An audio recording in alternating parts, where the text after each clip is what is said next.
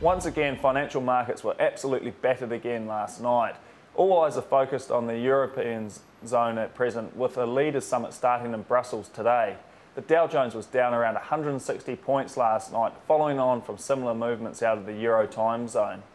It appears that this leaders' summit in Brussels was attempting to find a financial bazooka to tackle the European debt issues. Last night, the European Central Bank stepped in and provided some confidence towards the markets in the early trading session as they eased the liquidity requirements of banks and also reduced the official cash rate in the Eurozone by about 0.25%, so the cash rate is now 1%.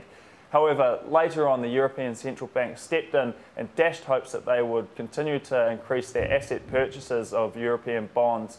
And this somewhat destroyed investor confidence moving into the later on session, and this is what turned the table for many markets overnight. It appears that the European leaders need to set aside their difference and really tackle the debt problems in Europe at present. However, the market is very pessimistic towards this. No doubt we'll be seeing yet another plan B after this weekend summit. Following on the large risk aversion in the markets last night, the New Zealand dollar trended down against the US dollar. Currently we're trading around 77.20 against the US dollar, around 0.75 cents down overnight. The major announcement out yesterday was the Reserve Bank of New Zealand's official cash rate announcement.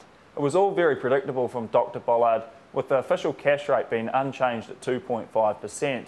However, like all things, the devil was once again in the detail. The Reserve Bank of New Zealand lowered our expectations of growth in 2012, stating that the Asian sector has really been struggling with their exports to the Eurozone. Naturally, this is because of the Eurozone debt crisis at present. What this will mean is that it will have a flow-on effect to New Zealand, and our exports up into Asia will likely be knocked in the forthcoming months and maybe over 2012. The Reserve Bank of New Zealand also expects the official cash rate to remain unchanged until at least the third quarter of 2012. Our own economists are predicting that the official cash rate will hold until December, at which stage we will see a 0.25% increase. Also out yesterday in the Antipodes was the Australian unemployment data.